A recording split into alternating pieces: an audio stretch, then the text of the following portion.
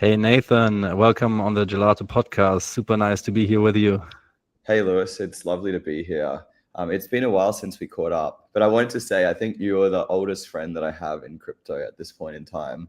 We met in what, 2018, maybe even the very end of 2017. Yeah, it feels like that. Like actually, I was thinking about it. It was 2019 Okay. in May. It was in May of 2019 in the depth of that brutal bear market, and I remember distinctly because Hilma and I just started coding on Gelato and full node. And you guys, I think you had done an ICO in 2018, and you guys were so generous to offer us Domino's Pizza on Bitcoin Pizza Day, and that's how we actually met. Like you and your fellow co-founder back then, you were dishing out pizza slices in full node. So of course we had to take some of these, and yeah, it's been great checking in with you occasionally ever since. I know we had a couple of fun nights throughout the years in Barcelona in 2022 or something like that. And yeah, man, actually, so you've been a builder in the space for so long and you've done so many different things. I think you had like a small rise to fame, like back when you got into MEV, like the salmonella thing. I've You been had like I've been trying to live it down ever since, hopefully successfully at this point.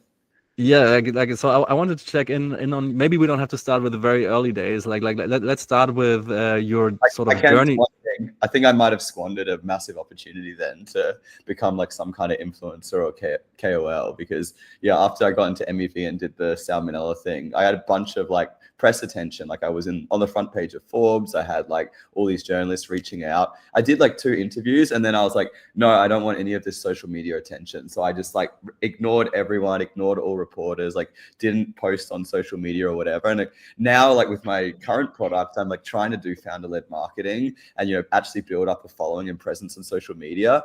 I'm like, okay, crap, I think I might have squandered like one of the biggest opportunities of my lifetime. Like I didn't leverage this 15 minutes of fame into anything significant, and now I have to try and go and run it back and do it all again. Yeah, I mean, like you said, I'm like one of your oldest friends in crypto. Same here, and I've been following you, and I think your tweets are fire. Like recently, I noticed there was a change. I was wondering, do you have like a ghostwriter or something? But these tweets, like they're great. So definitely follow Nathan on X. Maybe we can link your account here in the description. This podcast is very, very rudimentary, so like that might be asking for too much already. But I'm sure we can link your X channel. Otherwise, just shout it out here for the listeners. Yeah, I guess I'm happy to run through my social media strategy as well. I don't know if you've been following my writing on attention markets, but I've gotten really interested in this idea that we're in the age of attention wars. So there's a game to capture as much of other people's attention as possible while giving them none of your own. So an example would be like Joe Rogan. We know who Joe Rogan is, but he has no idea who we are. Like if we died tonight, Joe Rogan wouldn't care. If Joe Rogan died, we might even care. So it's like Joe Rogan is like beating us at the attention wars. And it was a real pivotal change in my life when I started to realize, holy shit, it's all just like attention wars. Like when I pull out my phone and start scrolling through social media, I'm like looking in the eyes of an algorithm essentially that is optimizing to try and capture as much of my attention as possible. And these people producing content, these influencers, they just have a partnership with the algorithm essentially where they're helping the algorithm hook me, and in return, the algorithm's giving them reach and distribution. So that was like the pivotal turning point where I was like, holy shit, I need to just change the way that I'm interacting with technology.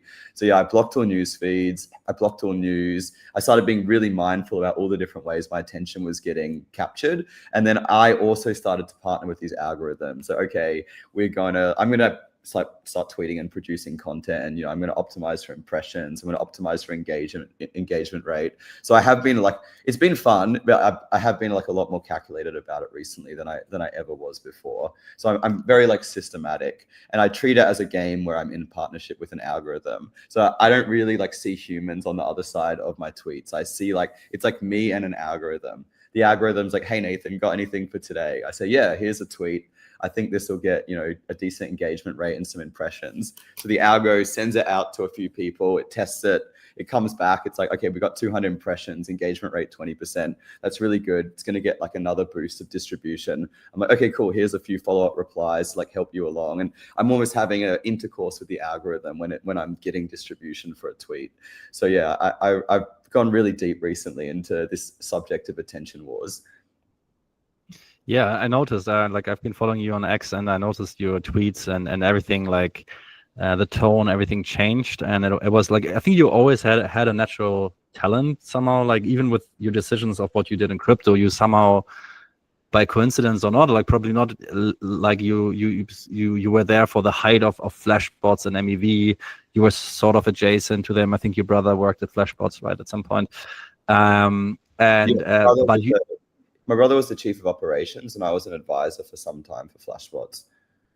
Yeah, and I think actually let me read out your let me show your X bio here quickly. I'm gonna share my screen now. I haven't done this before for X bios, but first things.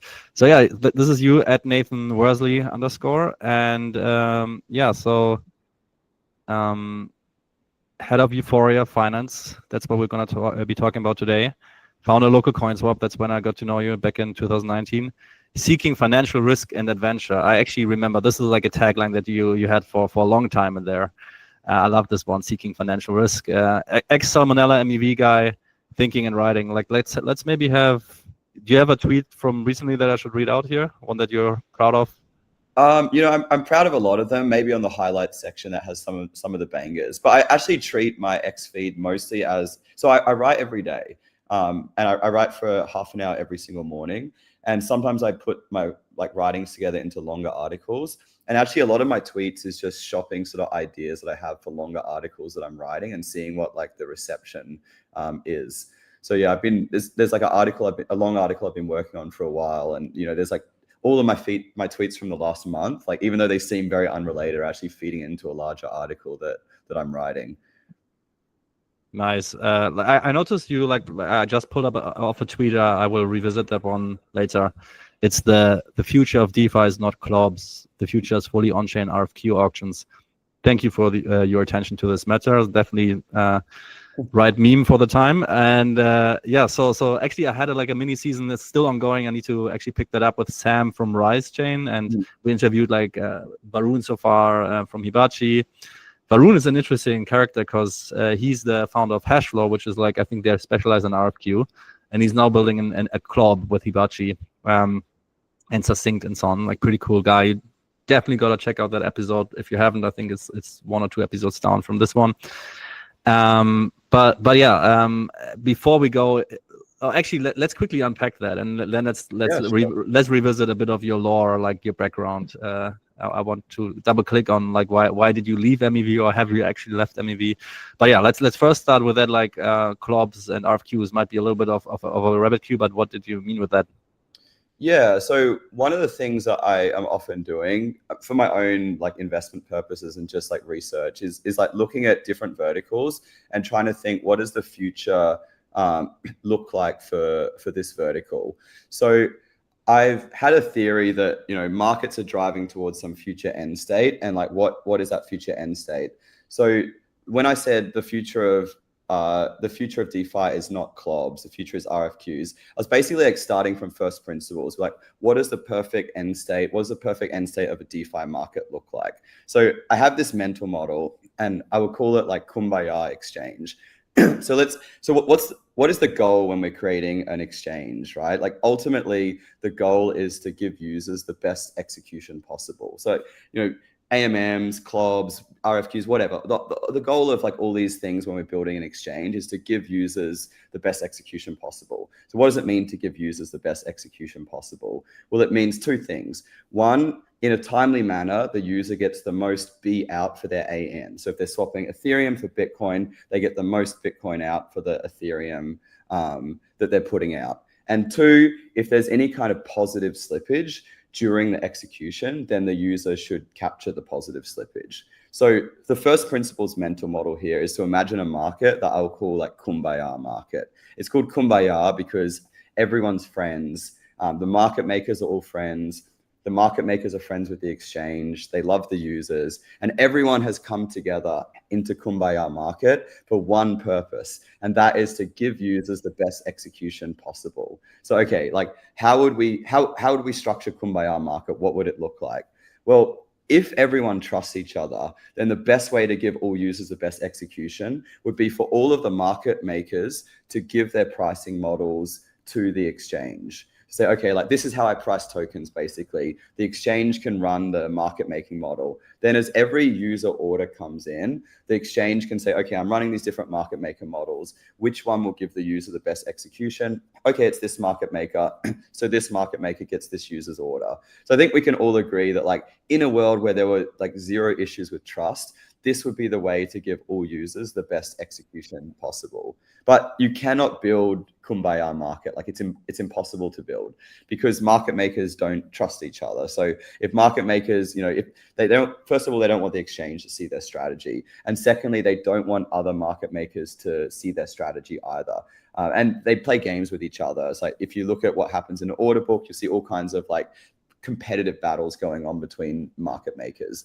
So, you know, like one market maker puts an order in, another one puts a bid higher, they ladder up, then someone wins, then instantly the other person removes their order and the winner puts their order back down, and then this laddering process starts again. And a user order could come in at any point during this laddering process. And essentially like the users are not getting the best execution possible. Market makers are just like using the information they have on each other to play games.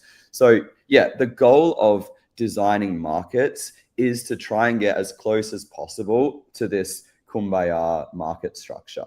And clubs are in some ways a step towards the Kumbaya market structure, but they are not like, they're not getting there. And there's a lot of things that we can do that are like better than clubs that get us closer. So the reason I said on-chain RFQs is because I think it's a very simple way of describing something that a lot of different projects in crypto are building towards. So I think Flashbots is building towards this. I think Uniswap is building towards this. There's a project I recently invested in called T+, which is also explicitly building towards this. But this idea of on-chain RFQ is in some way like a structure that a lot of different projects are building towards. And it's a lot more effective, a lot more efficient for users than anything that you can do with the club. So how would Flashbots envision this type of market structure?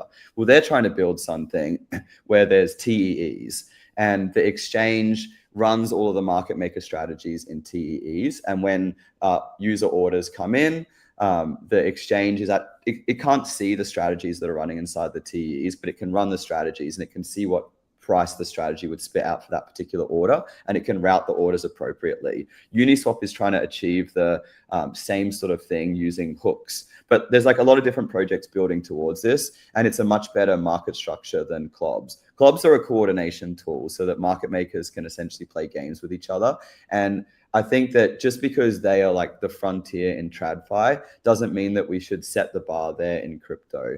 Look, that's a lot of words. I can pause there to unpack any of this, but this is like my first principles reasoning on why like clubs are a step forward, but not where we ultimately want to be. And there's like higher order goals that we are working towards. Wow, that was great. Hot take, and part of like sort of the inverse to the clubs and blobs season and mania. But essentially, am I right to basically like synthesize what you said into clubs are essentially not giving users the best price? They are something that market makers sort of like to use in an adversarial environment because it allows market makers to play games and leverage information asymmetries to extract more than what they would be willing to offer if they actually were offering best execution for the user.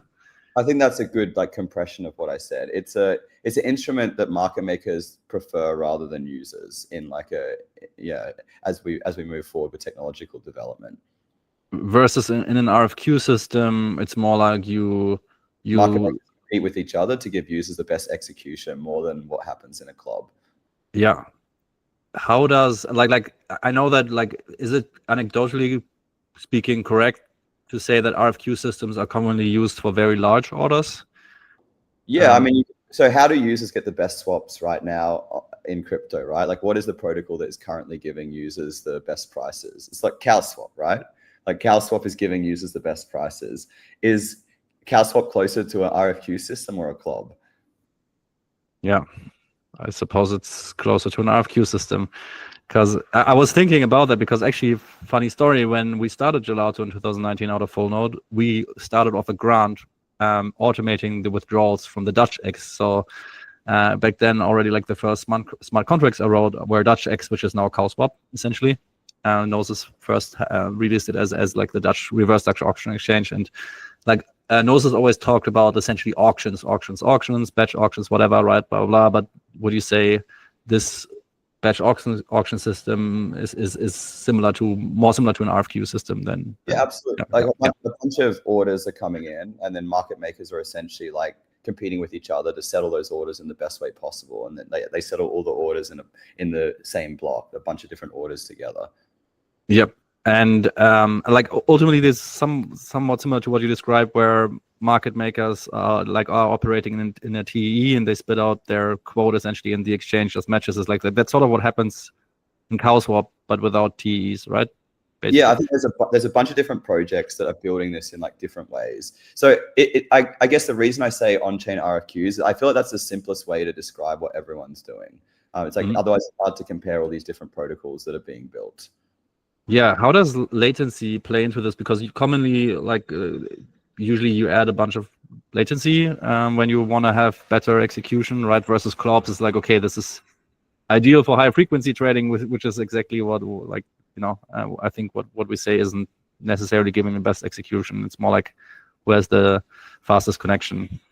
Yeah, I think we can all agree that there's a trade-off between the price and the latency to some degree, but ultimately, yeah, I think users should have the right to like choose where they fall on this spectrum in the trade-off between price and latency. I'll agree that like you get sort of ultimate latency when you have like a club. So like, but would users want to trade off like half a second or even less than that in order to get a much better price? I think that they would. And I think that a lot of the chains that people are building clubs on would function a lot better with a batch auction or RFQ, given like the latency of the chain itself. It's not even, so like Hyperliquid, the club is not running on the chain, so they can run the club at a much higher speed than the chain runs. But there's no EVM chain today that is building at a speed that I believe is like fast enough to even make the club efficient anyway. Yeah. Cool. Nice. All right. There was a quick venture into like the Kumbaya exchange, everybody building on chain toward RFQs, at least the sort of projects that have a brand of caring about users like Flashbots and Uniswap and so on. And and thanks a lot for that insight. Back to the beginning, and like, so you founded LocalCoinSwap, I think it was, right?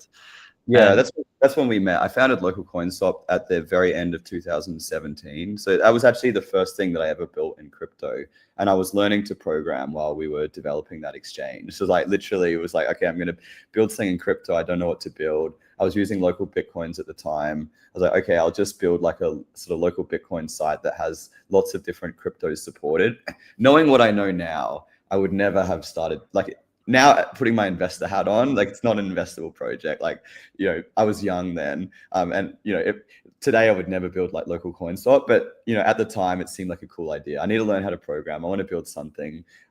Local Bitcoins only has Bitcoin. So surely people want to trade like other cryptos as well. Obviously I know now that's not a good assumption. But yeah, that's sort of what like led me to learn to code and to get into crypto.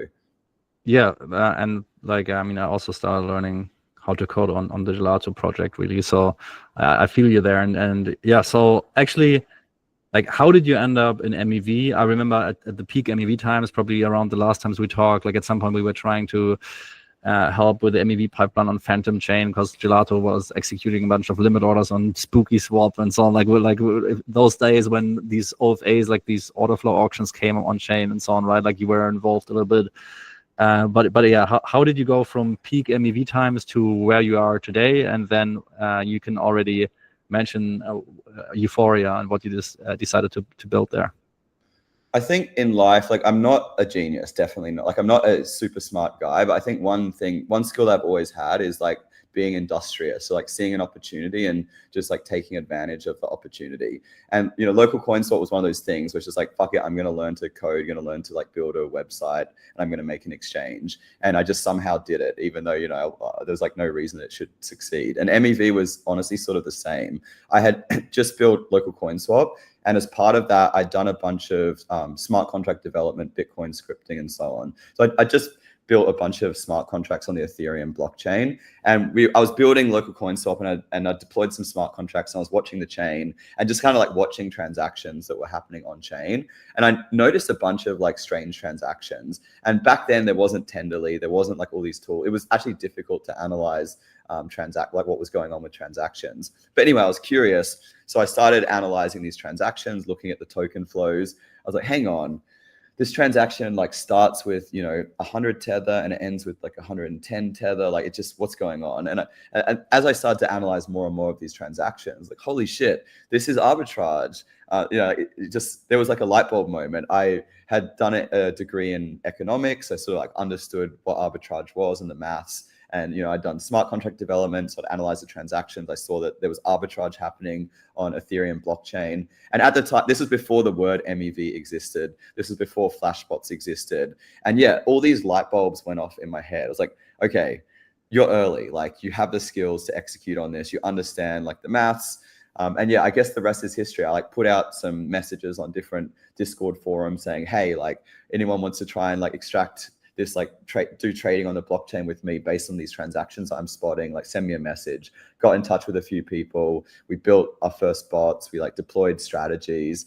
And yeah, that's kind of like how I got into MEV. But the very first setup that I had was basically just based on getting all of these transactions on chain and trying to figure out how to replicate them. So I would like look at, okay, this is the transaction that's happened. Could I build a smart contract that could execute the same transaction? Could I build some kind of script that could spot these opportunities that this other person is trading? And yeah, basically just like worked backwards from other people's trading setups to build my own. And by the time I got live, there was, I think, 5 people in total that were trading on Ethereum. So this was quite early. And it was nothing like it is today. Like, opportunities would hang around for a very long time. I remember at one point, like Curve had launched, and there was an opportunity between like Uniswap V1 and like one of the first Curve pools. And the opportunity was there for several hours while I was like desperately trying to change my setup so I could actually like take this opportunity. I remember I ended up click trading part of it. But now like the opportunity would disappear as the pool got deployed. Like, it's the market is that efficient, but it was just like a totally different game back then. And so that was a lot of fun. And it was very creative as well. And the early days at MEV, there wasn't many people. We all sort of like knew each other. A lot of us were in chats together. And prior to Flashbots, it was quite a close-knit community. And it felt like there was this real like creative energy going on of like people just experimenting and trying new things and like printing money out of thin air in crazy ways. Obviously, after Flashbots popularized MEV as a topic, like the game just completely changed. There was dozens of new traders every single day. Margins got compressed, things got a lot more competitive. But that's how I got into MEV. Cool, nice. And like I remember these times when sort of everyone, including you, but in reality probably not so many people, but everyone was like building these searcher shops. Everybody was trying to become a searcher, like a lot of hobbyists and so on. What essentially happened to that market? Is that still vibrant, or was everybody just outcompeted by a handful of big, I think usually on Ethereum land, people say like vertical block builders sort of took the market. I don't know if that's true or not, the Titans and so on. Or what other structural changes in the market, like maybe the multi-chain L2 aspect, like L2 environments with centralized sequencers being very different to the L1 searcher market. Like what made you leave that market, or potentially even lose interest in that market, or are you still very interested in this? Yeah. And then let's cover this first, and then I want to talk some philosophy about MEV. Yeah, there's a lot to unpack there, but I will say like eventually I did lose enthusiasm with MEV.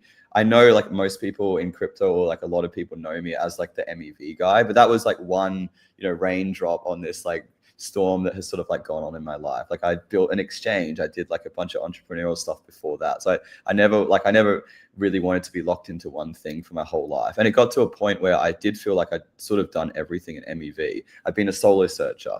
And then when the margins started to get compressed and there was more strategies to execute on, I built a team. So I'd run a team, and then I'd use prop capital and done a bunch of CeFi, DeFi trading, alpha type strategies. I'd been on a bunch of different chains. I'd run a block builder. I'd built a relay before. I'd done like all this infrastructure work throughout MEV. I did get to the point where it's like, what is like the next achievement in MEV? Like other than just making more money, and there wasn't anything to do. Like I could basically just keep trading and keep trying to make more money, but there was no big like kind of achievement to tick off anymore. And yeah, that's what got me sort of disillusioned with MEV and caused me to start looking for other things to do. I just didn't want MEV to define my life essentially. But yeah, the market did really change during the time that I was in MEV. When I started the team, it was still like, it was a lot more difficult, but there was still a lot of like, more challenging and exciting opportunities. There was like a lot of sort of creativity in my work, but it started to become really like more of like a B2B thing. Like it got to the point where it was all about like two things, like what is your rate of support and what is your win rate? So you go into some kind of market like a blockchain, and it's like, okay, what's all the MEV on the chain, and like could we run a strategy that can actually extract all of this MEV? So you'd have like engineers working just to increase the amount of dexes and the amount of strategies that you support, and then you have other sets of engineers working on what is your win rates, like how competitive are you against other bots. A lot of this was based on how much support we had from validators or other infrastructure providers on the chain. So it got really B2B in terms of like, you would have a presentation of like, this is all of our data showing like our win rate, our rate of support. If you give us access to your validators, we can make you X amount of additional profit. And yeah, it just really turned into this more of very like, bureaucratic, very like structured sort of like B2B game, especially as I was running a much larger team at the time. I had a bunch of salaries to pay, so I couldn't work on more of the like artistic, solo searcher type stuff. I had to go after liquidations, arbitrage, CeFi, DeFi trading, just like the big things that would actually pay salaries. It was very corporate essentially. I do know that there are still some solo searchers. I still got a bunch of friends from MEV days, and there are still like solo searchers doing cool stuff by themselves. But yeah, most of the lion's share of the profit is just really like more corporate environment, and a few teams that sort of like take everything. Gotcha, nice. By the way, like when you put your hands down, I'm not sure what your mic setup is, but there was like some disturbance in the mic. It's back to normal now, but I don't know like what the setup is there, but just yeah. I'll keep my hands still. It's just a MacBook Pro. Yeah, all right, cool. Then and like you probably just put them on the speakers or something. But yeah, all good. All right, so okay, MEV got too corporate. You lost some enthusiasm for it. MEV is still a big story for investors in Solana. I mean, Justin Drake would say, he's definitely also been salty about Solana, but he would say they're betting on MEV, and MEV is going to zero or something like this. What's your? That doesn't make sense to me, saying MEV is going to zero. I guess sorry, I meant more like it's going to be captured by the applications and not the chain. And like that's the right way of putting it, I would say. That's like, I mean, I think Solana story in a large part, their revenues and so on were very much correlated with large MEV, I think, at least anecdotally speaking again. And Gito was there, right? And Pumpfun was generating a lot of it. So like, what's your personal take on L1s like Solana? Are you bullish L1s? Are you bearish L1s? Are they all insanely overpriced? Yeah, so I guess a lot of people treat blockchains like sports teams or something. Like, okay, I root for like this team and I don't root for that team. I don't really have that attitude. I see blockchains and projects as technological experiments, and eventually over a long period of time, the best technology wins. So I'm not like, L1 maxi, L2 maxi, Solana or Ethereum. I do have a really soft spot for real soft spot for Ethereum and Bitcoin. Bitcoin I just see as like the most decentralized crypto and the most nation state resistant crypto in the world. And Ethereum I see as making the best trade-off of like we're going to have the best technology possible while still retaining the principles of decentralization. So while I have a soft spot for Bitcoin and Ethereum, I'm not like sort of a maxi of anything. But my thesis on L1s is more that I don't think the market is like asking for new L1s. I think when you're building, like the first question you should ask is like, what is the market asking for? I don't think that the market is asking for more L1s. So I guess I'm a little bit bearish on just like more L1s from an investment perspective. I think we sort of have the ground covered. And I think there's a lot of ways of defining this idea of like layers. So you can have different architectures where you address this trilemma of like trade-offs that you have to make to try and scale the L1. There's different, but talking about layers is kind of the best mental model for thinking about what's actually going on when you try and scale an L1. So I think the Ethereum approach, even though like Solana could wrap it all into one and like not call it layers or whatever, but you know, it's still fundamentally this mental model of like creating layers where you have like pockets of consensus that are like separated from the main consensus and are checking in as the security model. So I'm really bullish on like L2s being the only viable way to like massively scale blockchain to serve the whole world and create like some idea of a world computer. So I've outlined a little bit of my like bull case here for the future, but essentially I think one of the most exciting things about L2s is that you can create a hardware stack with L2s where you don't have to worry about like the like security risks of having all of these different risk factors connected to each other, because you can isolate them on individual L2s. So to give you like a very simple example, Hyperliquid has done this. So as I said before, Hyperliquid, it's not running the CLOB on the EVM. The CLOB is like a separate piece of infrastructure that Hyperliquid is running that you can connect to through the EVM.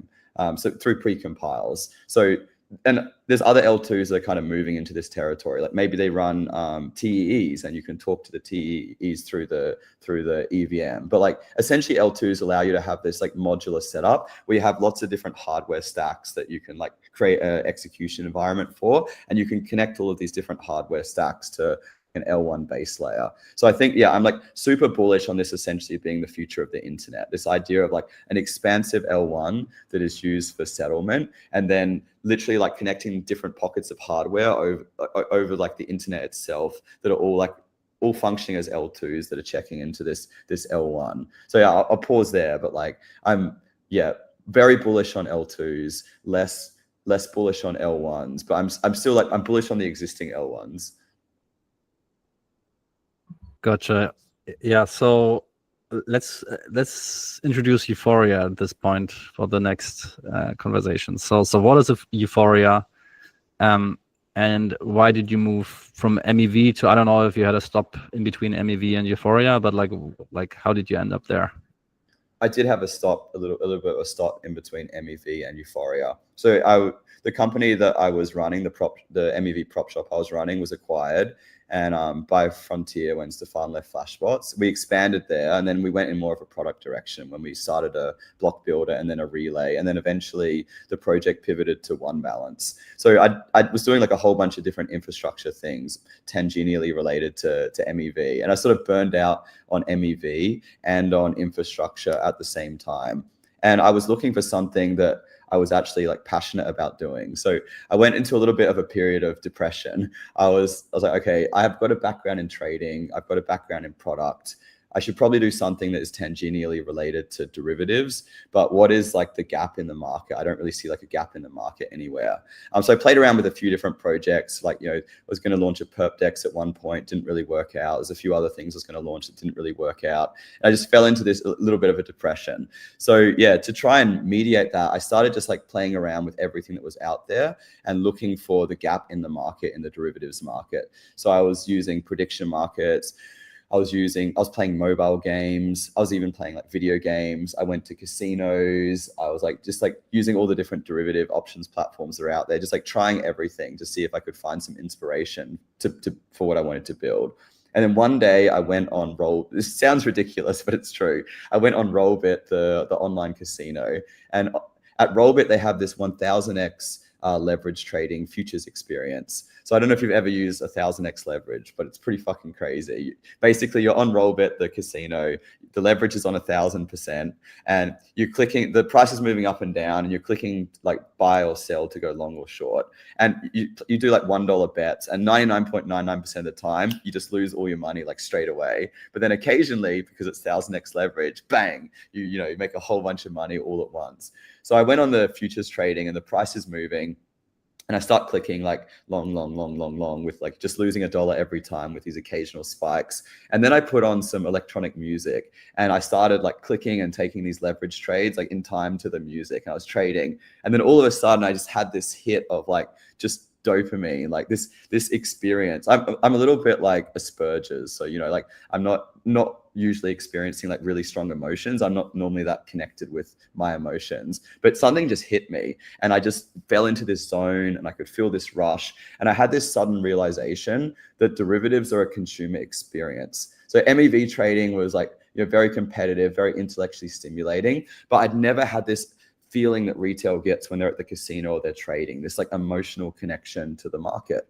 And yeah, I became obsessed with that. Like, okay, there's actually like a feeling of trading. There's an emotional connection that people feel with the market when they're trading. And how can I lean into that? What kind of experiences could I build around this feeling? So yeah, that was kind of what gave me my first piece of inspiration for Euphoria.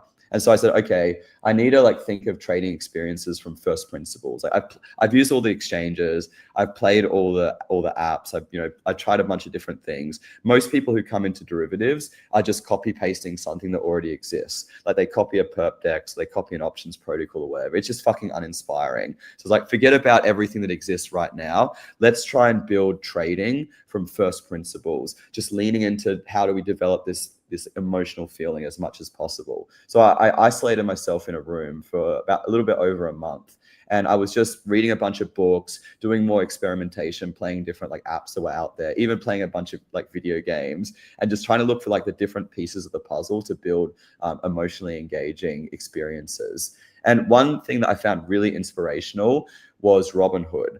So Robinhood was not the first options exchange or stock app on mobile, but Robinhood onboarded a bunch of new users. And they did that by making options trading really, really simple. So all of the college and university students around the world, like trading options on Robinhood, could have done it on different apps before Robinhood, but Robinhood had simplified options trading and made it really gamified, and then that onboarded an entirely new market, by just like simplifying things. And I knew that there was like another piece of the puzzle there. So when I locked myself in my room, I was basically sketching out all these different ideas, like very minimalist designs for trading interfaces based on things that I thought users would already be familiar with. So I'd go on like Gmail and I'd look at like the finger motions in Gmail, or I'd go on like, Instagram or Tinder or like just different apps. And I think, how can I try and bring these like finger gestures and these like interfaces into trading somehow? And I took a very minimalist approach as well. Like if I could only have one thing on the screen right now, what would that be? So yeah, the current experience that I'm building for Euphoria is based on finger gestures from Google Maps. It's exactly the same. If you can use Google Maps, you can use the V1 of Euphoria. And it's based on like very minimal interfaces. What is the smallest amount of things that we need to put on the screen so that you can trade? And yeah, it basically started with, okay, it's kind of pleasant to put, just a grid on the screen. And if you can click on and off on the grid, that's kind of pleasant too. Okay, let's stick a price line on there. Like how would it look? Like how would we move our fingers around the price line? Almost like composing music where you're putting like different parts of the music together. And I sketched out about 10 different experiences when I was like by myself in this artistic journey. And then yeah, I emerged from my room. I started shopping things around to different people, seeing what they thought of the different experiences. And there was one that really resonated with people that I call box trading. You're basically just clicking on boxes. Like the further away from the price the box is, the higher the multiplier will be on the box. And if the price hits the box, you win the multiplier in the box. And that was one where people said, okay, like this is, there's like actually something here. Like that I feel something basically when I play around with this. So yeah, that's what sort of like led me to build the V1 that we're going for with Euphoria. I know it's like a very strange thing to say, 1000x futures saved my life, but that's honestly the origin story of the Euphoria experience. Yeah, I can resonate with that, because for me, like I noticed like about a year ago or around that time, I noticed that I wasn't using crypto so much anymore.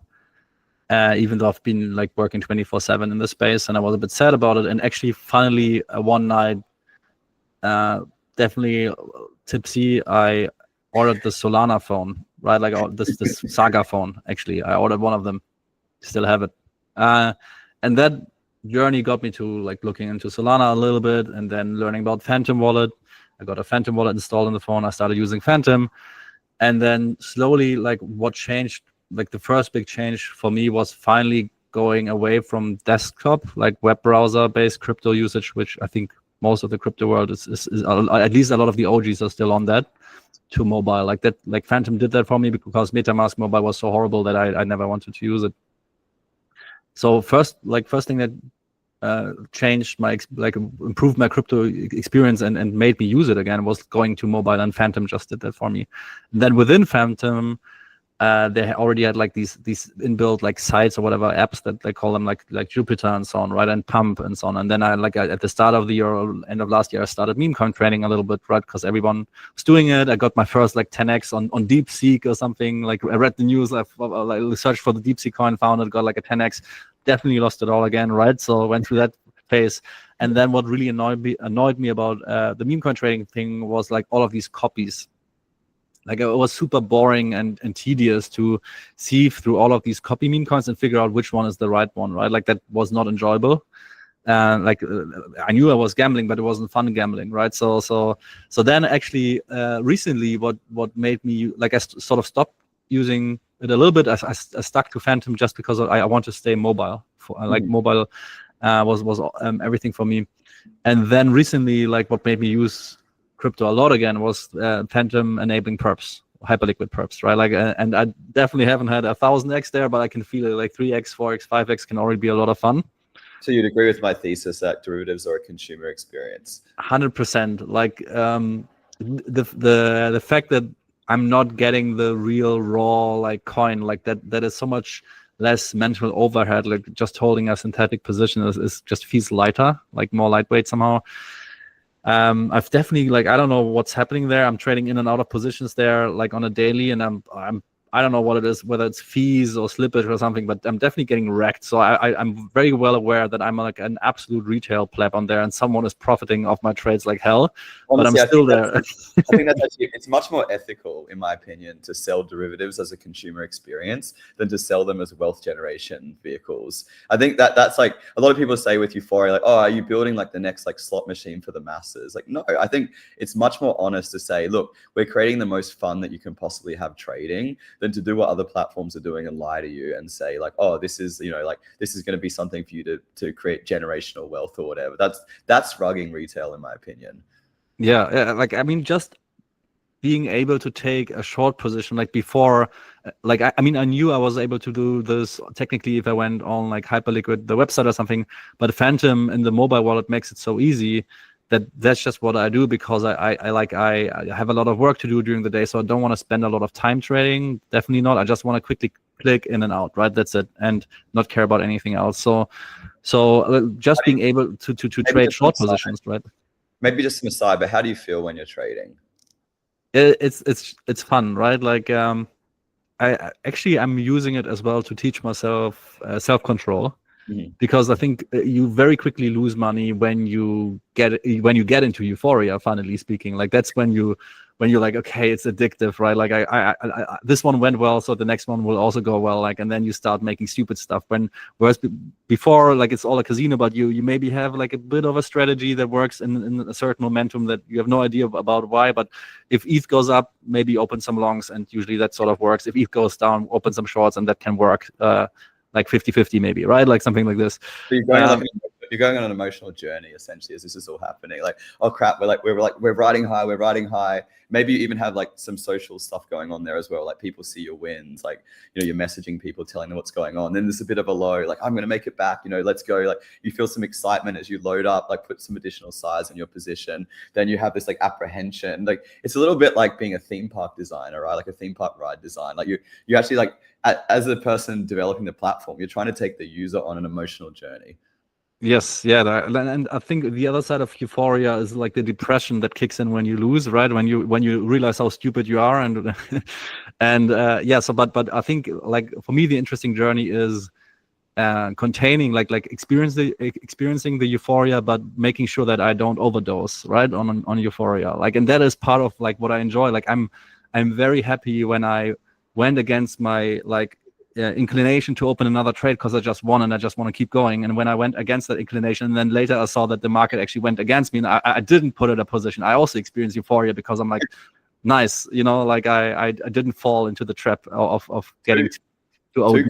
Two comments on like the losing money aspect. I think when you're developing an emotionally impactful journey, you do need lows. Like when you're browsing a TikTok, when you're browsing like a TikTok feed, right? It doesn't show you a good video every single scroll. Sometimes it'll actually show you a less interesting or boring video on purpose because it needs to like bring your dopamine down a little bit for the next part of the ride. So you don't want the user to like always be on a high. To have a good journey, like there does need to be some lows. But I also think second comment to this is that there is still opportunity when like there's a loss or like the user is like technically having a low. So you go on Wall Street Bets, right? A lot of the posts there are loss porn. So someone's like, I fucking lost $10,000 today, and they're posting on Wall Street Bets, and everyone looks like piling in and commiserating with them. They're literally making friends, right? They're still getting some like social validation from their loss. So I think that'll be my two comments there. If you're leaning into the experience, like it shouldn't all be highs.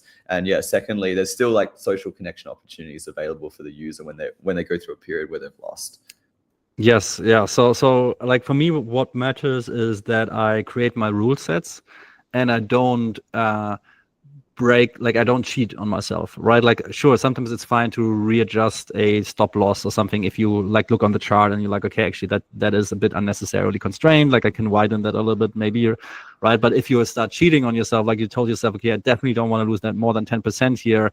And then you start widening, and as the market turns on you and so on, like that's when I feel like sort of bad afterwards. I think if I lose money, but I stayed within my rule set, and I also didn't like I didn't just ape, like I had my idea, right? Like then I'm fine with losing money, and I'm like, okay, let's go another round, right? So but actually, as the person designing the experience, if we like manipulate you or we put you in a position where you're like more likely to, violate your own rules and become, I guess you'd call it like a problem trader or a problem gambler or whatever, we're going to lose you like over a longer period of time. Like we're going to have a less popular experience. So I think like you don't, that's why I said I think there's like an ethical line with like telling people that you're creating a wealth generation event for them or something. That's when you're like crossing ethical lines. And like it's a lot more honest when you're building a derivative platform to say like we're building a cool like financially based experience for you. Sometimes you'll win money, sometimes you'll lose money. We don't want you to we want you to have some limits that you can stick by. We don't want to manipulate you into like losing more money than you can afford to lose. So like, yeah, respecting your agency here is also part of good platform development. Yes, yeah, and I think like for me, actually, I am quite good at self-constraint, and with Memecoins, one of the reasons I stopped trading them is I was like, it seemed like an insane waste of my time to look on 1,000 copycats of scam meme coins, right? Like that just seemed like a waste of time. Super nice. I don't have this issue with perps because on Phantom I only see real perp markets on Hyperliquid, right? So I don't have that issue. Like the curation is done. But the other reason I stopped trading meme coins is because I had set my budget and I lost it all at some point. And I was strong enough to say, okay, I spent it, so I won't do it again. So the reason I'm so careful about losing money on perps is like I don't want to do, like I have my budget. Like advice for everyone that you would probably also say is don't put in what you can't lose, right? So I have my budget, and I want to keep trading because it's so much fun. So I don't want to lose too much because then I know I will have to stop, right? So actually that's the reason why I'm actually very careful and don't go into 2D gen on some things. But yeah, no, like I think it's been an absolute light bulb moment for me. Like just being able to like projects that I already follow to say, okay, today they're a bit inflated, like I can take a short position. Next day I will take a long position on the same project. So just being part of the charts that everybody in this industry looks at every day anyways on CoinGecko, like it's that connection, right? It's that yes. Feeling like emotional connection to the market. Perps is a really good vehicle for you to feel that emotional connection to the market. It's a very social thing. Like I don't know who was trading against me or who I was liquidated by or who I was dumping on, but it's just this social financial game. One thing I'd like to comment on, like just on the subject of meme coins, I think meme coins are also a consumer experience. And like one of the reasons that Pump Fund has struggled so much recently is they've failed to recognize the reason for their success. So I think that like really importantly, there's this aspect of like a good meme coin experience where culture is created and like people come together and they're like creating culture, and then that culture like is driving value, and then the value is like incentivizing the creation of more culture. And like when meme coin launches did really well on Pump Fund, it was because people were having this social experience together where they all pile in together. They start like a cultural movement essentially, and that's like driving value to the coin. And Pump Fund kind of failed to recognize, okay, this is like the reason that we've been so successful. Like this has happened in all the successful asset issuances. And then other projects that kind of recognize this were able to gain a lot of market share. And I think a lot of the competitors to Pump Fund have also like failed to optimize on the right things. Like a lot of them are optimizing on like the pricing mechanisms for the coins. Like, okay, you know, if we run some kind of auction, everyone gets a better price when they're buying this meme coin. No, like that ruins the experience. Like part of the experience of Pump Fund is like you buy, the market cap goes up. You sell, the market cap goes down. As long as you can coordinate everyone to like buy together and, you know, no one like rugs, then the market cap like keeps going up. Like there's this like very fast paced like dynamic that is very social and is like built into the experience that you're having. And like maybe some of the disillusionment that you had with meme coin trading was that the platform itself like failed to recognize what was actually drawing you to the experience and failed to build on that. Yes, yeah, and I felt like the platform wasn't doing enough curation. Like I had no way of knowing like what is an absolute scam, or like simply what is even like, it's so easy to just accidentally buy the wrong meme coin, right? Like that I think was like, yeah, not there. But actually I want to get back to what you described about Euphoria. I'm not sure like if we will do the live demo or not. We might do the live demo later. But it sounded like also from the like tweets I sparsely read, I came ill prepared. I figured you will tell me everything about it. But it felt like you sort of were reimagining trading experience, what it's like. And I think we, like, maybe we started trading on Kraken. Like that's where I placed my first limit orders to buy and sell coins. Then maybe you went from there to 1inch and whatnot, right? And now to Phantom nowadays, or in similar wallets, right? Like, but one thing I already noticed that yesterday as I was trading perps on Phantom, and I was sort of thinking about the pod that we're doing now, I was thinking actually I want to paint on the chart a little bit. And for me, Euphoria was like already like what you described as like sort of using more of your hands maybe. So I realized, okay, I can't put a stop loss. Like maybe I can, but at least it wasn't intuitive to me how I would put a stop loss when I was already in the money, right? Because I feel like the entry price was anchored and stop loss would be anything below. And I just wanted to sort of shift my lines, take profit, stop loss on the chart, shift them around, move them around, right? Like not mathematical at all, like no technical analysis, whatever. Just like I see the chart, I want to move them around, right? Yeah, like you're saying, there's a certain level of expressiveness you want that you can't get at the moment. Yes, and maybe haptic is the wrong word, but like actually like the sounds, I also enjoyed them on Phantom. Like I noticed they have some sounds when I open and close positions and stuff. That was great as well. The sounds definitely. I could also follow your very degen example of like up versus down, like 1000x leverage. Like we had this, or we have this project that has a chain on Gelato or Planance, folks from Tel Aviv, and they actually at some point had like 20% of the daily transactions on Polygon or something with their game up versus down, which is just like a prediction mark casino where people are betting whether the Bitcoin price will go up or down in the next minute or so, right? Like, and I sort of get that now with perps and leverage, because it's very similar to that. It's like, okay, the more leverage you take, the more you get close to just like, is it going up or down, right? In the next instance, right? But yeah, so I realized like, it wasn't mathematical for me, and I was more willing to just click stuff and have a more like fun game experience. So I guess my high level mental model here is that this is what all like trading is kind of like trending towards and has been for a long. So I think trading has this future that started off like very practical and tangible. It's like the earliest derivatives were like rice futures in Japan, like 400 years ago. It was like purely functional purposes. And then it got a little bit more speculative. So like companies got involved. They created like stocks and shares, like different kinds of like vehicles for speculation. And so corporations started to use derivatives to speculate. And then there was this period, maybe like 30 years ago or so, like retail first started to get involved in derivative trading, but it was still like more for like speculation or like, you know, wealth generation that retail got involved. But then lately, like in the last couple of years, there's been much more of like like an almost abstract movement in derivatives, where it's become more about like the experience and having fun and personal expression. And this is kind of like, in my opinion, the final form of derivatives. It started off like purely functional and pragmatic. It's become increasingly abstract, and it's got to the point where it's literally like just about the experience, just about the expression, just about having fun. I guess you could call it like, it's like a merge between like gambling, derivatives, and entertainment, just like all becoming one thing. Yes, and I think what makes it like almost like a massive multiplayer online game like World of Warcraft or something in that sense is because you're definitely connected with people on the world, right? Like they're all playing this game, and you're playing PvP. And sometimes it's PvE. If you like the GameStop, like Wall Street Bets, and you all pile on, then it's more like, okay, PvE. But here, like, a lot of times it's PvP. Although it has both elements. It's like I'm thankful for the people that pump me into the take profit, right? I'm thankful for them. But actually, it's not as it's not at all, so detached as like you just click on up or down. Or like I pick my markets based on the project that I have emotions about or knowledge about. I've read their lore. I know that INA has their treasury vehicle. They're like, Guy is always killing it, right? Like they are the first altcoin with like one of the first with like a treasury vehicle.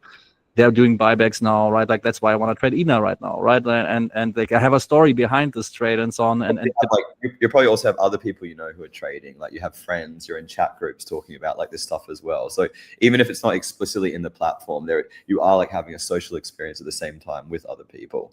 Yes, yeah, or like, what am I doing? I'm listening to podcasts all day, Blockworks podcasts mostly, right? Empire, like all of their hive minds, whatever they're called, bell curves, this and that. And they tell me so much information about these projects and their founders, or even the founders. Like I'm spending so much time listening to them, and all of them are tokenized because they all have their coins out there, and nowadays they have perps, right? So I can be part of that journey somehow. So it's like I'm spending my day and night in crypto listening to these guys, and all of them are tokenized. So in a way, when I trade INA, it's almost like a social fi of Guy, right? Like thing where I'm like, you know, okay, this guy is definitely, he knows what he's doing. It seems like it, at least, right? So yeah, I think we're on the same page. Like this game has always existed, right? It's just that now we can be a little bit more explicit about it. And this is also like a more honest description of what's happening in like real life. Like, you know, the person who is on Hyperliquid, who's clicking around on like the UI, you know, it's not like a wealth generation opportunity for them. They're like having fun. They're having an experience. Like, yeah, they're not at the casino, but Wintermute is their counterparty, right? Is that really any different to you know, to being at the casino? If the person actually was positive EV, the market makers would avoid them and call them toxics. Like, I think the framing, like the way we're talking about it, is like the honest framing for what is actually happening. It's like this, like you said, it's like a massively multiplayer online game. Yeah, and I guess there's a like increasing financialization aspect, but World of Warcraft, at the very least, you could make the argument you spend your time there, which is a form of like finance as well. But you also had gold and whatnot, right? And so for Euphoria, can you quickly summarize? Like, I want to have one question at the end. Again, a little bit about infrastructure, even though it's boring as hell. Even, you know, Gelato is an infrastructure company, but even I'm bored by it nowadays. I'm still kind of deep in infra as like an investor. I'm still happy to talk about it if you want. Yeah, like I think it's going to be more a question about MegaETH, the Mega Mafia, and so on. But and your choice of an L2, like what went into it. But before we go there, let's quickly talk about again Euphoria, the app V1. Like I think, like, do you think I should do the live demo? Like I'm a Telegram noob. I don't have a Telegram wallet or something, but does it just work? Yeah, you don't need a Telegram wallet. So yeah, feel free to share. Let's do it. All right, let's do it. Yeah. So I sent you a proof of concept. So if you just click on like open app when you open it, yeah. All right. To start app. Start. All right. I'm not a Telegram trader. I haven't used. Click here on the left of where you are. All right. Launch. Yeah. Feeling euphoric. All right. Let's see. Cool. Yeah. So straight away you'll see like 1 minute up the top right. Change that to 1 second, just so it's a little bit more fast paced. Yeah. All right. So here we. Yeah. Zoom in, zoom out with like 2 fingers. Or I guess you can click around with them. Yeah. You can. Can I go into full screen mode here? No. No. Yeah. Actually, I can. Wow. Okay. Sick. Yeah. Cool. Yeah. Zoom in, zoom out. The bottom right arrow, just like Google Maps, will find the price again, like where you click to, if you lose where you are on the map, you click on the arrow on the bottom right. Yep. And then just click where you think the price will go. Oh, yeah. I love this already. Okay. Am I looking at ETH? You're looking at simulated ETH. Yeah. It's not the real simulated ETH. But yeah. Simulated ETH. Okay. Damn. It's going up and to the right. Like, okay, I think I accidentally clicked something. Let's go. So, yeah, okay. Now I get it. Wow. So yeah, that's what I mean. Like you get it, right? Like so you can put this in the hands of like a 10-year-old. Like my son is 9 years old and he can use this. I can put it in his hands and say, "Hey Mason, just click where you think the price will go," and bang, he's like trading immediately. It's like friendly. I love this. Yeah, we try to make it. It's literally just pure intuition, right? Like no one needs to explain to you what leverage means. You don't need to think. You don't need to learn about order books. You don't need to learn any technical indicators. It's like literally that simple. Yeah. $1. So if so the higher I go, the more leverage I need. It's effective leverage, so it's not actually leverage. Like your downside is limited to the amount that you've actually placed as a bet. But yeah, it's like I guess it's leverage. It's effective leverage in the sense that you can get like 1000x on your money because you're buying options exposure or options like exposure, and the further away from the price you click, the more out of the money your exposure is, so the higher the multiplier is. But yeah, it's a very simple system. You change your bet size below. You see it's $1 by default. We're probably going to cap it at $100 maximum bet size for launch. And yeah, you just like take as many bets as you want. Nice. Should I also click through the bottom bar here? You can see the Forbes list. Yeah, that's just like some of the. I don't know. By the way, I absolutely love this. Like this is already going. This is like a bit more on the on the gamified spectrum than what I maybe needed for my sort of take profit stop loss thing. But it's already going this direction where I just like, I wanna do stuff on the chart, right? Like, but just with clicking, maybe even on my I'm on my desktop right now on my MacBook, but on mobile, like just clicking stuff and dragging, dropping. Sort of, pinching, sort of to like. I want the haptics. It's really good for session-based play as well. Like you're waiting for a bus, you can pull out your phone and you can trade like 20 times, and then put your phone down. It's like over. So it's like really quick and like easy to trade a bunch of times. I think wow. even more so than perps. Yeah, this is like a few things I was playing around with. This is a proof of concept. The Forbes list is like some of the other people that have been playing it. It kind of like changes every day. Yeah, brands. Basic stuff. I love it. All right, that was well worth it. Anything else that you want me to show on there? Yeah, I think that's the basic experience. Yeah. So this is the one that we're building for launch. There's a bunch of other experiences we might add afterwards, but this is just one that like really resonated with people. So we're going with this for launch. I love this, and like, what's powering this behind? Like, what's happening there behind the chart? Like, is there like, do you have your own exchange? What's happening there? The simplest mental model would be like Hyperliquid, but with a different derivative. Hyperliquid has this model where they have an order book and they have a internal market maker, which is like the HLP vault. And then external market makers can plug into the system by using the order book to place their own orders. And Euphoria works exactly the same way. So there's a backstop internal market maker, which is kind of like the HLP vault on Hyperliquid. And then external market makers can plug into the system as well to offer liquidity for the squares. And there's an order book where market makers can create order, modify order, cancel order. And the orders are essentially like options. It's just like a high-speed options protocol essentially on the back end. So not exactly like any existing option, but you'd say like these are the actual derivative is most similar to an option. And yeah, the order book is just specifying the limit orders per square, and market makers can like add and remove limit orders. So yeah, it's like not that crazy complex of a setup on the back end. Basically just like a high-speed options protocol. Crazy. So this is options. All right. Like I sort of get it because like the higher you go, the like more out of the money you are, right? Like, so if you cross that strike price, I suppose, it automatically executes the option for you, and you get your gain.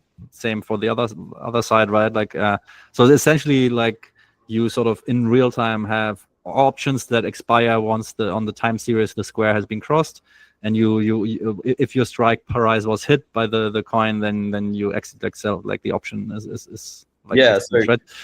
we invented the experience first, and then after that we're like, okay, what is the derivative that, like, so then we had to go on this quest of like, how do we actually build the derivative platform on the back end to support this trading experience that we've just come up with. So there was actually a paper in 2018 called like pricing box options, like a paper on box options, that actually the people in this paper, so there's never been a platform that like does this exact derivative, but there's still like a research paper on like how to price these derivatives. So one of the guys that was like working on the paper, we managed to hire for Euphoria. So we actually like got, so yeah, it's kind of like random, but like someone had actually done the pricing for this option in like 2018, even though no one's actually ever built the platform for trading it before. Wow. Okay. So let's start with the app as well. Like, what was I using there? Was this like a Telegram app? Yeah, so I mean, it was a proof of concept, so just for like easy distribution, it's a Telegram mini app. We also will have a PWA and eventually an iOS app. I think, you know, that's the long-term goal. But yeah, it's mobile first essentially. Mobile first, all right. Like, that's an important. So like, that's one of your design principles, mobile first, right? Definitely a sort of gambling, like casino game environment. Like, it reminds me a little bit of Minesweep, like the game that everybody had installed and played probably at some point in their life. Is that?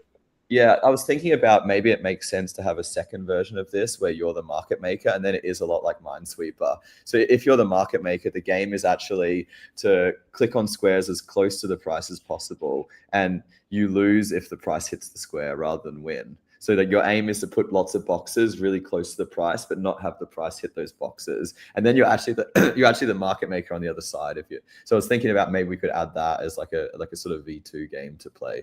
So like the liquidity powering these are options market makers that sell you these options, and they hope that you don't actually execute them, right, for profit. Yeah, exactly. Okay, right. Okay, so like, actually options are one of these things that have been tried and failed like a lot of times, like open sort of, I mean, is it a failure? I don't know. And we've somehow landed on perps. But I know that options are like, again, becoming really hot right now. My thesis on why is like literally just because no one has leaned into the derivatives as a consumer experience for options. So you go to Deribit, like it's horrible. Like when I was part of my pitch, when I was actually like fundraising for Euphoria, was to, so, okay, let me show you the problem statement. And I would just open Deribit. Like, this is the problem statement. Let me show you the solution. And then just like open Euphoria, like show them the app. Like, you know, it's like, it's so clear why like no retail are not like trading options as soon as you open Deribit, which is probably a great exchange on like a fundamental level, but it's horrible, right? It's like order books, technical indicators, all this like stuff going on. Like there's no way a typical retail user could trade options today. So I just think that's literally the reason why perps has been popular on crypto and not options, is because it's just more of a fun user experience. Yeah. And like, I think in your case, the non-perpetual nature, the fact that this thing expires very quickly even, is like part of the game. Is like a rounds-based game. You sort of like the game ends, right? Like versus with a perpetual, it's like it's not based play. Yeah, like as I said earlier, option style exposure lends itself more towards session-based play. And some of the experiences that I came up with are actually based on perp. So like there's a future where we are building experiences that are more like perps based. But yeah, so I mean, I guess the important thing is I'm not even thinking about the derivative that's behind these things that we're creating at Euphoria. I'm just thinking about the trading experience. Whatever derivative supports the trading experiences that we want to create, we'll use that. Yeah. I don't know how you would gamify perps. Maybe it would be more akin to like a Farmville or something, where like a game that runs permanently in the background, where you log back in and your crops need to be like harvested or something like that. I don't know. But I don't want to share all the alpha, but I do have a bunch of like ideas on like gamifying perps. But just to vibe a little bit off what you said, I think like one sort of like direction that you just with what you just said was like this idea. I don't know if you've ever played idle games, or like so the idle games where you start like a factory and it's producing things, and you use the proceeds to buy another factory, and then you start getting all these different things to like this sort of like passive harvest thing going on. I definitely think you could build something fun like that around perps. Like for example, so one thing I've noticed with perps is like a lot of retail, they don't like thinking about, they like the exposure and like being in the perps position, but they don't like to think about like, setting up the position and like what kind of leverage should they take and what assets should they trade. So one idea I had, which I'll share because I don't think I'm going to end up building it, is like exactly that. Like you just give the user, like the user can click on different things, and like say the user like clicks on one option, it'll just give them like some crypto that we choose for them, some leverage that we choose for them, and then like the user can see like the value of their position fluctuating. And just like you said with the harvesting thing, the user could choose like a bunch of different things they want to have the exposure to, and then they're playing around with like adding different things to their like their farm or whatever, and they're seeing how the fluctuation of their like portfolio is changing in accordance with this exposure that you're giving them. And you could bring in like a whole bunch of social elements into this as well. But yeah, like I have thought about a little bit in this direction as well of gamifying perps. yeah, I mean, what like sometimes with perps it can be a bit lackluster because they're perpetual, and then you maybe you did some like you made a wrong prediction, and then you don't really want to trade out of it. You want to wait a little bit, and then you end up waiting because you don't have new money to put on in something. You just end up waiting, sitting around and being bored, right? So I think there's like a lot of opportunity to gamify, sort of like adding more collateral or like closing the position so that it doesn't feel so bad. But here, like, I think it's good to start with like this options sessions based, like fast expiries and so on, because then you're forced to roll over, right? Like you're not roll over, but you're forced to play, and the game has an end, and there will be a conclusion whether you won or lost, right? With perps, it's like a bit similar to the concept of impermanent loss. It's like, okay, maybe this ship turns around again if I wait a little more, right? Like also, like one other factor in the decision here is that we have a little bit of a technical moat with Euphoria. It's like a difficult thing to build. You can't just vibe code it. So it's a little bit more like protection against like as the incumbent against just having someone vibe code something and wipe you out. So I was thinking about like, should I just build something that's like gamified based around perps? But I felt there'll be like a lot less of a moat if I did that. Yeah.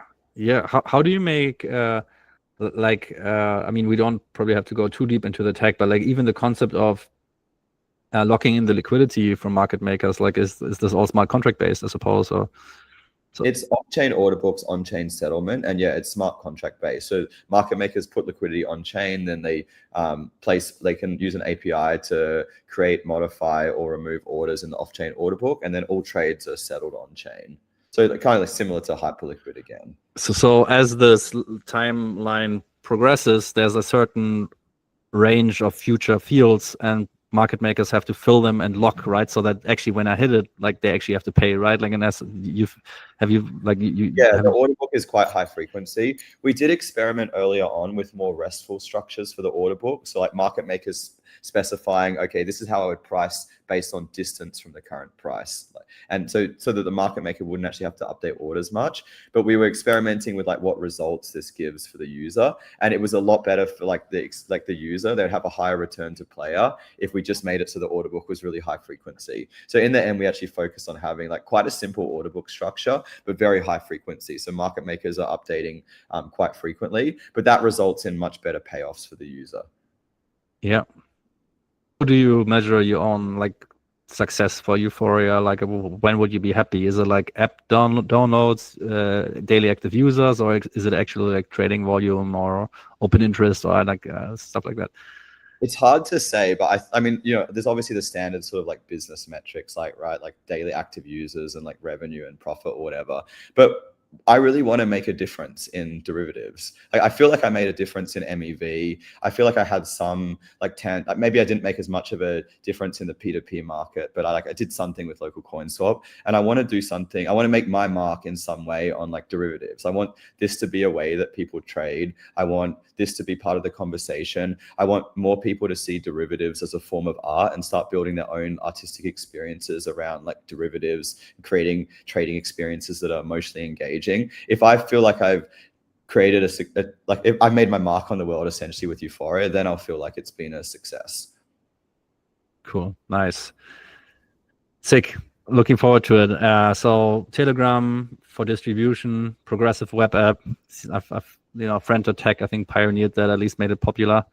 And then the biggest pain in your butt probably ever will be getting on the App Store. I've heard it's horrible. Like, I mean, what are the chances of this working? Like a crypto options gambling app? Like, are you going to be on the App Store? Like, someone is on the App Store. Well, true. Actually, yeah, I got it. I never used it. I think I always traded on Phantom, but yeah. Okay, all right. Let's see. A lot has changed since we caught up last, but this is like the dream that I'm pursuing at the moment. It's sick. Love it. I will definitely play with a little play money at first, and let's see. All right, cool. So let's talk a little bit about MegaETH, Mega Mafia. There was drama recently. GTE leaving. Paradigm involved as always. There's drama in crypto. So what went like how did you pick MegaETH? I don't know, like how honest you can speak. Is it only about the community aspect, or I'll speak really honestly, yeah. So I actually picked MegaETH for very like personal reasons. I was looking at different places that I could deploy. Like I talked to Monad, I talked to a bunch of different chains. There was a few places I could deploy this. Like, yeah, a really, really fast chain is like needed for what I'm building, but like I could make it work with different chains. But I've always had a personal thesis that people exist on this spectrum of cold to warm, and people can act outside of where they are on the spectrum, but they kind of return to the mean. So like you're a warm person, for example. I think you're a warm person, Lewis. You're nice to people. You're just like nice to people. Some days you might be a bit cold. Like you have a bad day. Maybe you're an arsehole. Everyone's an arsehole sometimes, but over a long period of time, you're like a warm person. You return to the mean. And some people are like more cold, and they might have a day when they're being nice to you, but like over a long period of time, they become cold again.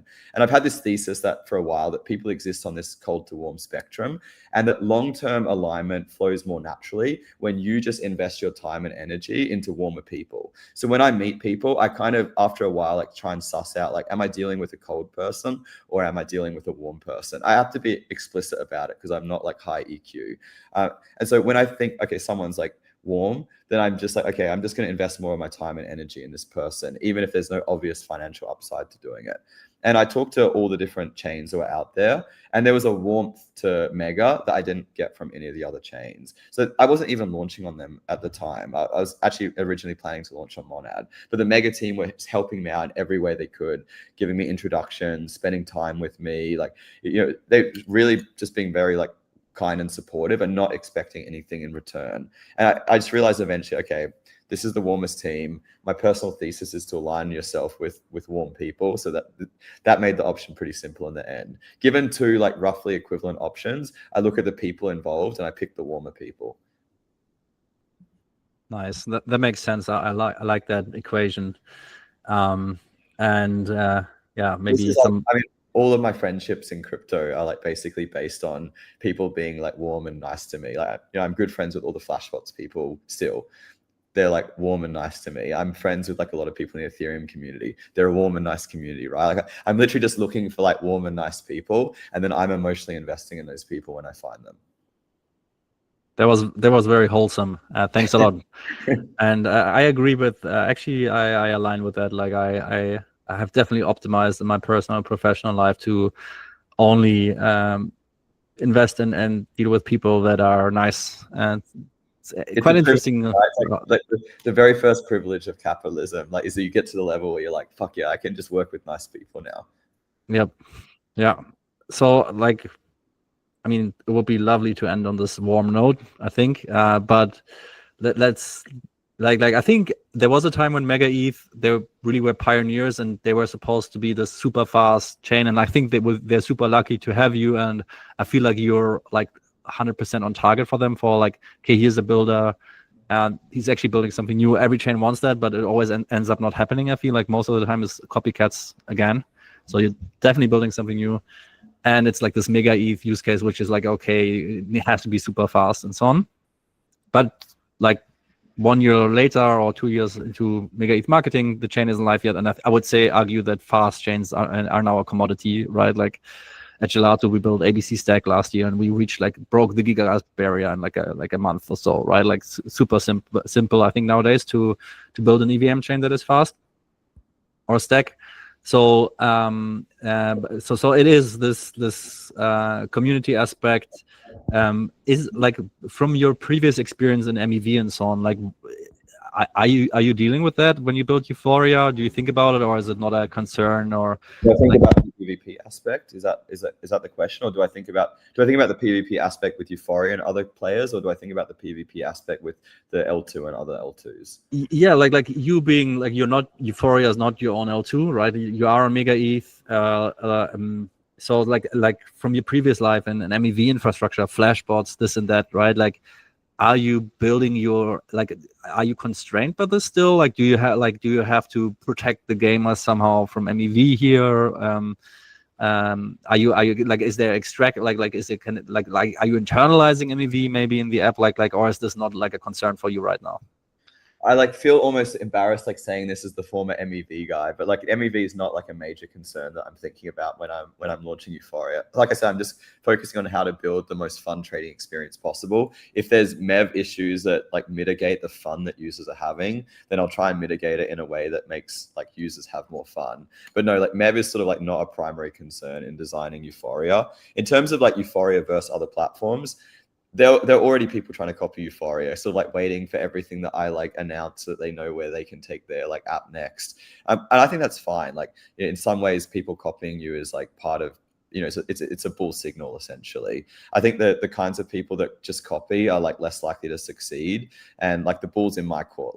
If someone can copy my idea before I've even launched and succeed and I fail, that's my fault. That they deserve the credit for winning at that point. So I'm not really thinking about Euphoria competitors. I'm just trying to build things that are net new. So I'm just I'm thinking about my own creative inspiration rather than competitors. In terms of the L2, yeah, you're right that fast. I think there's going to be 1,000 or more L2s. There's, and you operate a stack for launching L2s. This as well. The future is lots and lots of L2s. I think there will always be a place for the fastest L2.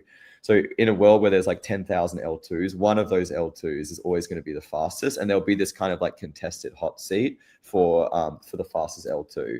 And I want to be building on a chain that is trying to be the fastest L2. I think Mega is trying to be the fastest L2. That is their vision. And they also, I mean, I can't share everything, but they're built, a lot of their long-term roadmap is things that I want to see in a L2. So I think even beyond just what they're building now, what they're trying to build, they're very in line with a lot of other visions that I have for what the perfect L2 would look like. So there's I've had an ability working with MegaETH to have a lot of input on the future direction there as well, which is why it's really exciting for me. I basically have some input and influence as well in the future technological vision there, which I wouldn't have on other chains. So yeah, there's a world where MegaETH isn't the winning L2. That's obviously a possible future, but no one has won this spot yet. And I think that MegaETH is as good of a bet as any other chain to be the winner. And at the end of the day, I think if we succeed or fail because of Mega at Euphoria, that's a failure of Euphoria. Does Polymarket succeed or fail because of Polygon? Of course not, right? The app helps the chain, but the chain shouldn't be a cause of success or failure for the app, as long as it launches. So yeah, I guess that's sort of my thesis around Mega. Gotcha. And I think in the app experience, the chain is going to be abstracted away anyways, right? I won't necessarily be knowing that I'm on MegaETH when I'm on Euphoria, right? If you have to think about the blockchain, I think that's a failure. I think you want to be able to open the app, go to take a trade, deposit funds with like Apple Pay or Google Pay, and then like withdraw funds however you want, and like just literally not think about the blockchain at all. The blockchain is a piece of infrastructure. And I think, yeah, Mega have taken the right approach of like just focusing on the apps that are building there. Like they're not trying to take the clout themselves, they're trying to center the apps. Gotcha. But Euphoria sounds like you're in like sort of a closed application. You don't bet on composability on Mega or something more. It's like a sort of end-to-end application, right, that I'm using. Yeah, it is. But, you know, obviously, like I'm willing to integrate with like any sort of like partner that makes sense. Yeah, gotcha. We're working with Athena as the underlying stablecoin, for example. It's like, you know, just like we need some kind of stablecoin. The user won't know what stablecoin is backing the like protocol, but we need like some kind of stablecoin as the backing of the protocol. We're working with Athena because the partnership makes a lot of sense. And then we have additional yield that we can give back to users. So like we're partnering with Redstone as the Oracle provider. So there are like, you know, we are partnering with like partners where it makes sense. Gotcha. Cool. Yeah, so when is this live? Like, I guess this is a question when MegaETH mainnet will be live as well, but yeah, when? So I think, yeah, I don't know the exact launch date, but like 2025. All right, cool. Thanks, Nathan. That was great. That's a wrap. Lewis, it's always lovely to chat.